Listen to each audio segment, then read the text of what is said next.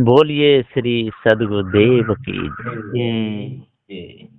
विश्व वंदनीय संत सम्राट बंदी छोर सदगुरु श्री कबीर साहब जी, मेरे हृदय मंदिर के आराध्य परम पुरुष सदगुरु श्री महान साहब जी, पूजा के योग सभी संत समाज में चरण कमलों में सिर झुका के त्रिवार बंदी करता हूँ। बोलिए श्री सदगुरुदेव की जय।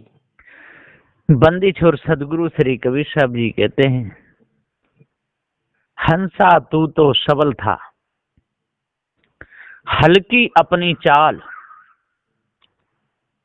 रंग कुरंगे रंगिया ते किया और लगवार। हंसा, हंसा ये चेतन जीव है, अजर अमर अखंड नित्य स्वयं स्वरूप है, लेकिन इसने भ्रम भूल कल्पना में लग करके, विषय वासना में फंस करके इसने अपनी चाल कैसी कर ली, हल्की कर ली। चोरी करके, हिंसा करके, व्यभिचार करके, यानी अपनी चाल हल्की कर दी। हंसा तू तो सबल था, हल्की अपनी चाल, रंग कुरंगे रंगी जाते किया और लगवार। तेने कितने लगवार, है ना, कितने लगवार बनाए, दूसरों से लगा, माने विषय वासना में लग करके संसार में तू खराब हुआ, खानी जाल में, है ना। कितने नाते रिश्ते बनाए, किसी की लड़की को अपनी पत्नी बनाया, किसी को अपना मित्र बनाया, किसी को कुछ बनाया, किसी माँ अध्यास बस माँ के गर्भ में आया, माँ बना दिया। हंसा तू तो सबल था, है, हल्की अपनी चाल, रंग कुरंगे रंगिया।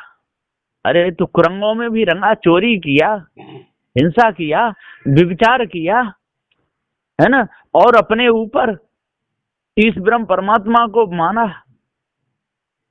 है ना, ब्रह्म बना, तू आत्मा बना, लेकिन तेने अपनी कपट चाल छोड़ी नहीं। सदगुरु श्री कबीर साहब इस 15 नंबर की साखी में समझाते हुए और बता रहे हैं। गुरु कहते हैं कि हे हंसा, तू सबल सर्वशक्तिमान था, जो तेरी सत्ता मात्र से संपूर्ण जगत चार खानी 84 लक्ष योनि पैदा भई, तेरी द्वारा तो वही सारी। नाना विचित्र सोच देख के तू अपने को भूला, और देह को मान के विषयन में आसक्त भया। ये ही अपनी चाल हल्की, जो अपनी कल्पना से देह ग्रह पुत्र आदि सृष्टि पैदा की, और ताही के बस भया।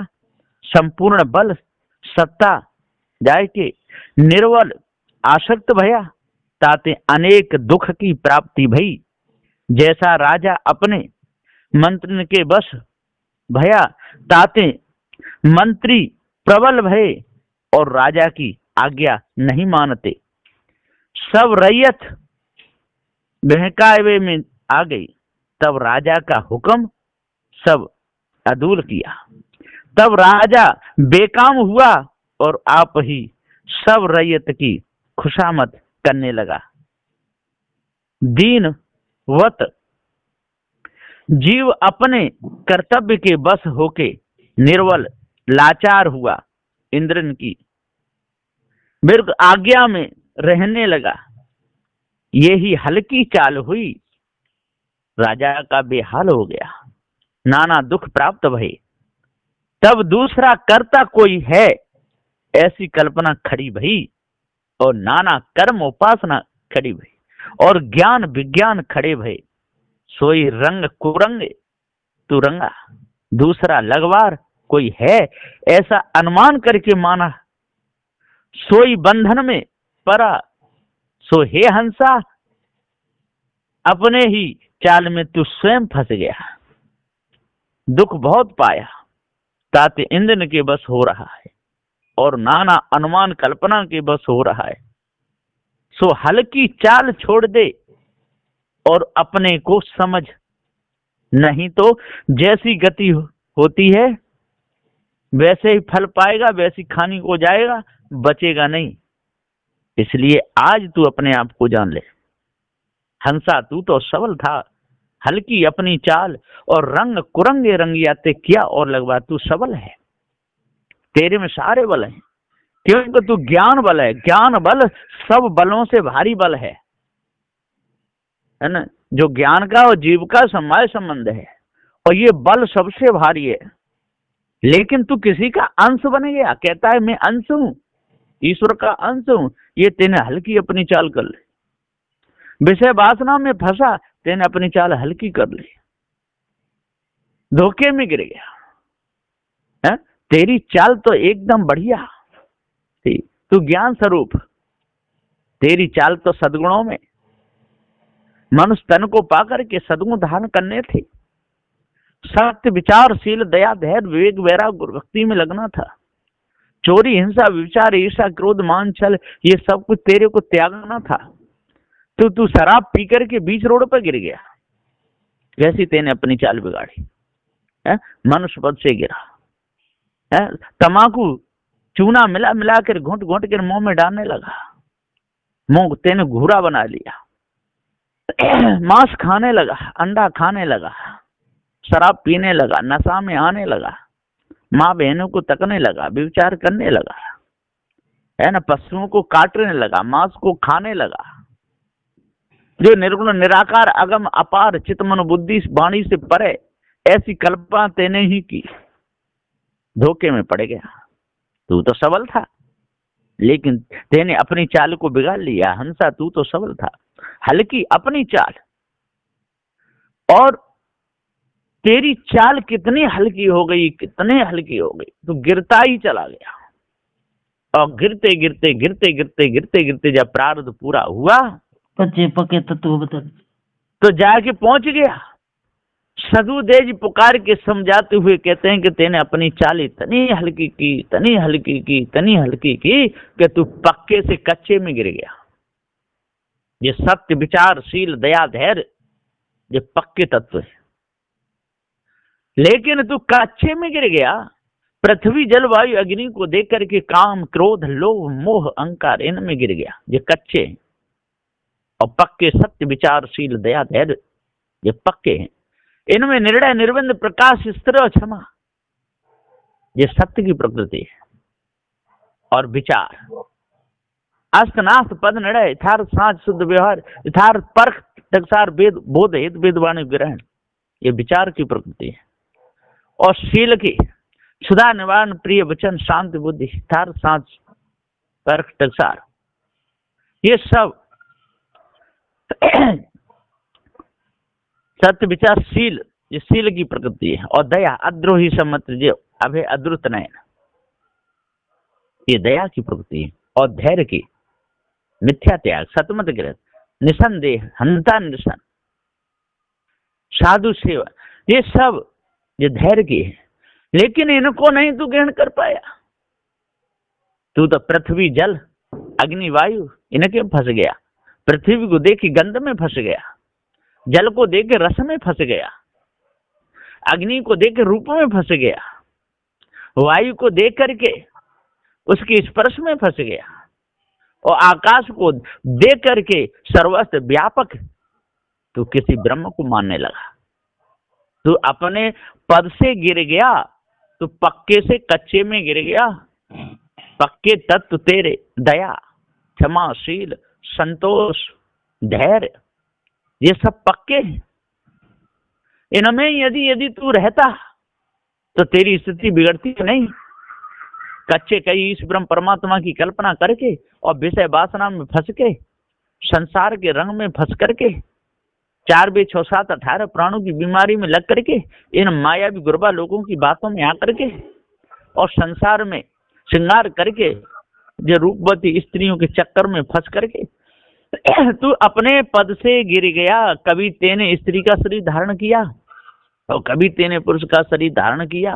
कभी तू ही कुत्ता, बिल्ली, बंदर, मसा, मखारी बना, कभी सुअर बन के मल को चाटता फिरा।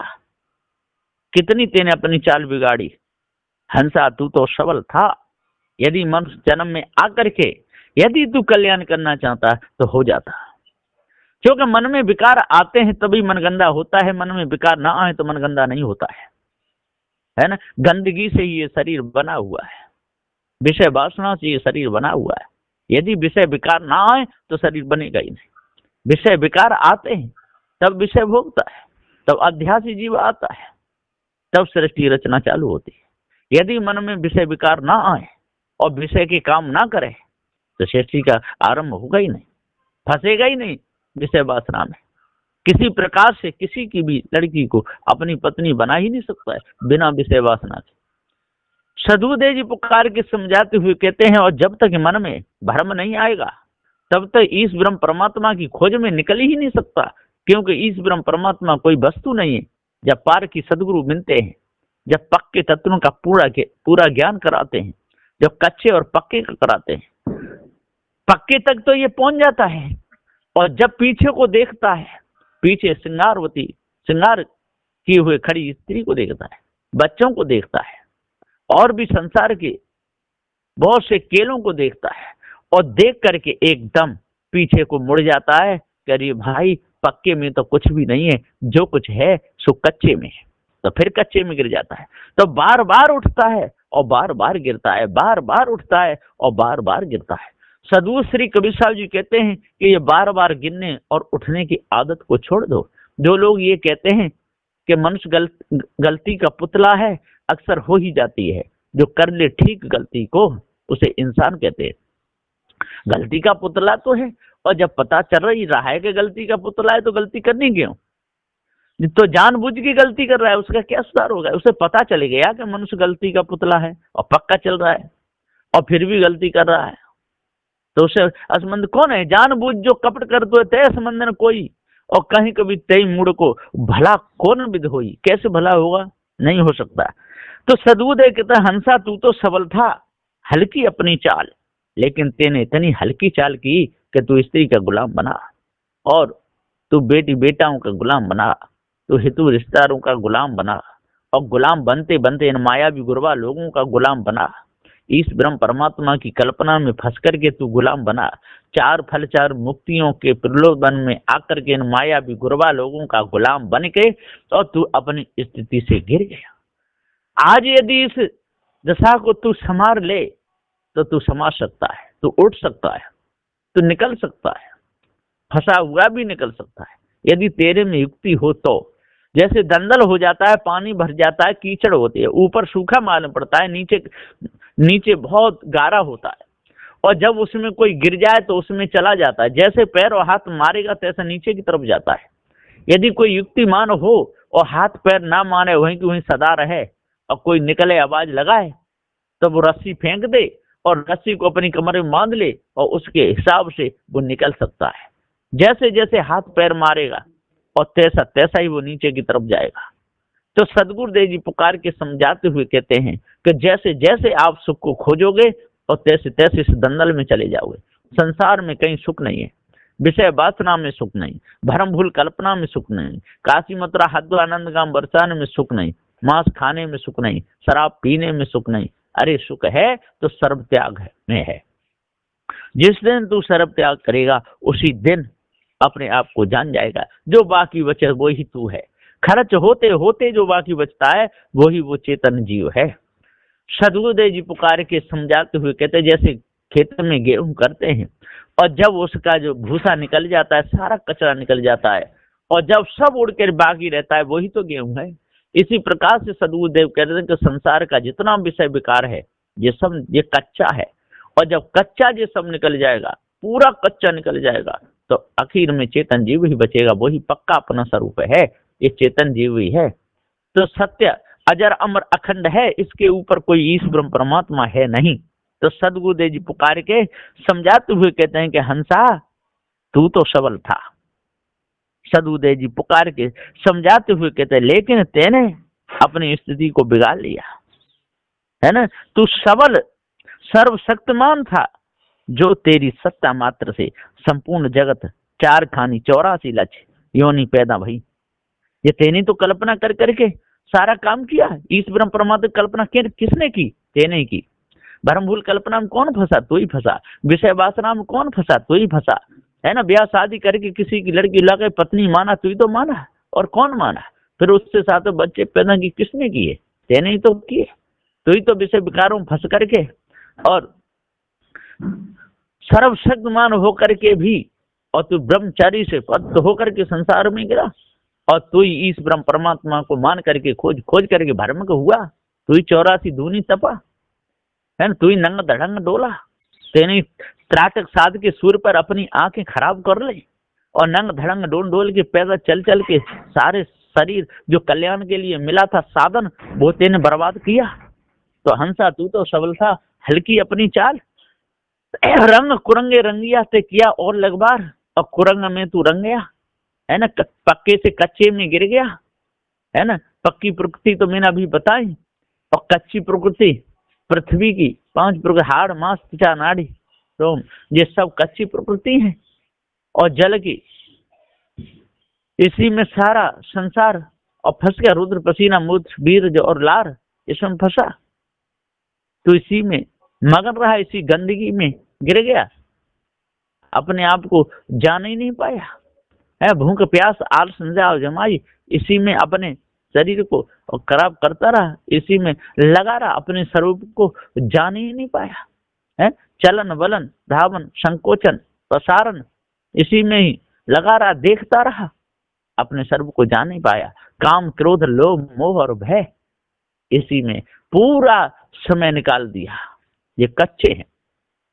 तो सद्गुरुदेव जी पुकार के समझाते हुए कहते हैं, कभी पक्के में जाता है, कभी कच्चे में आता है, दोनों के त्याग के बिना अरे जीव तू भटका खाता है।